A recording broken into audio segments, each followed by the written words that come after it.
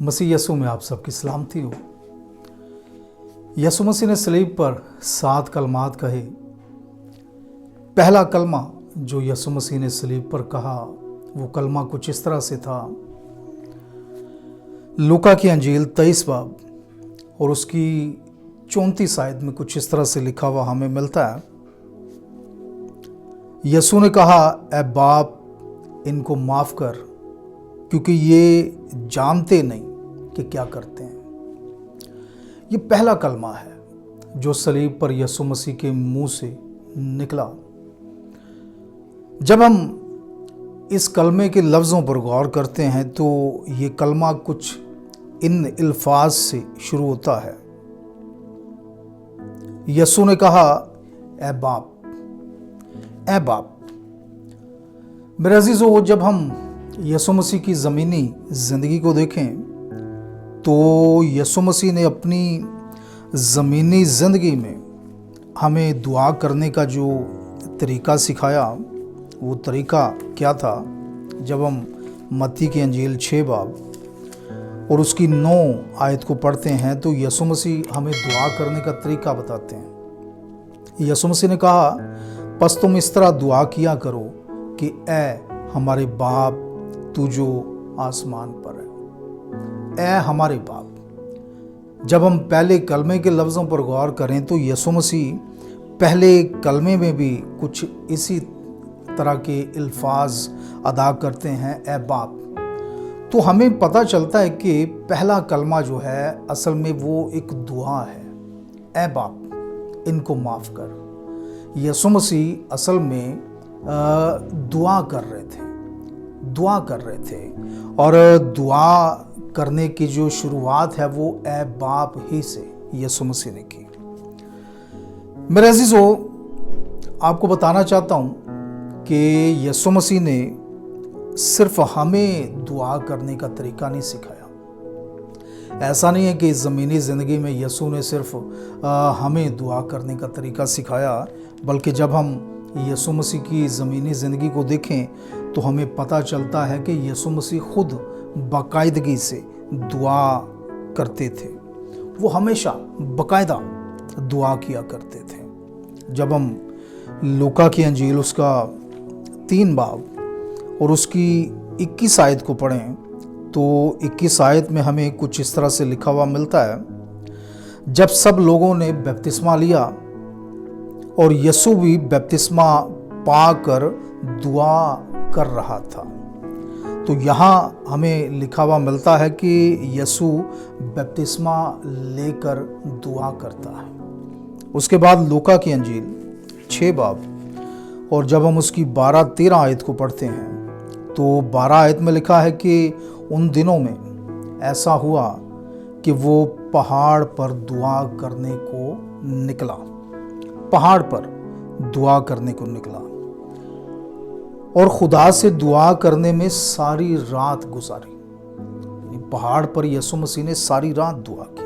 और 13 आयत में लिखा है, जब दिन हुआ तो उसने अपने शागिर्दों को पास बुलाकर उनमें से 12 चुन लिए और उनको रसूलों का लक़ब दिया।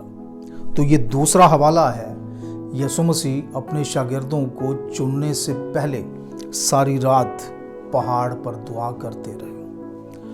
इसके बाद हमें एक तीसरा हवाला मिलता है। जब हम लूका की अंजील उसका 9 बाब और उसकी 29 आयत को पढ़ें, 9 बाब और उसकी 29 आयत में हमें कुछ इस तरह से लिखा हुआ मिलता है। जब वो दुआ कर रहा था तो ऐसा हुआ कि उसके चेहरे की सूरत बदल गई और उसकी पोशाक सफ़ेद बराक हो गई। यहाँ पर भी यसु मसीह पहाड़ पर दुआ कर रहा था। 2 शागिर्द उसके साथ थे जो थोड़ा दूर पहाड़ पर थे। जब यसु मसीह दुआ कर रहा था तो दुआ करते करते उसकी सूरत तब्दील हो गई, सफ़ेद रोशन हो गई, बिल्कुल नूर की तरह हो गई।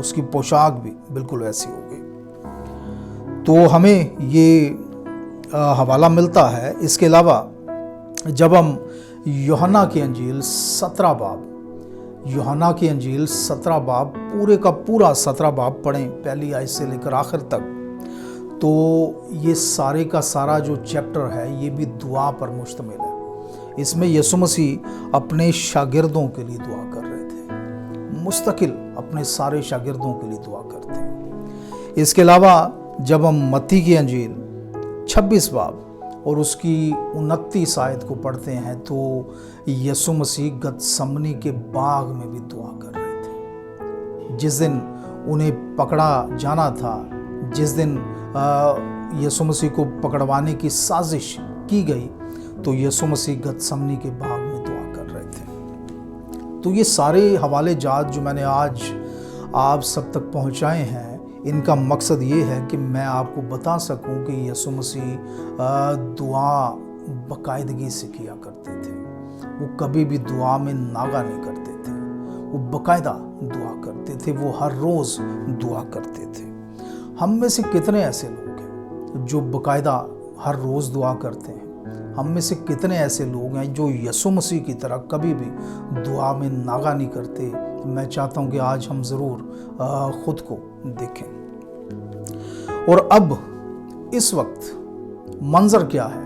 यीशु मसीह सलीब पर है, उसे सुबह 9 बजे सलीब पर लटकाया गया और अब कितने घंटे गुजर चुके हैं। और यीशु मसीह के मुंह से जो पहले लफ्ज़ निकलते हैं वो लफ्ज़ क्या है? ऐ बाप, यानी दुआ।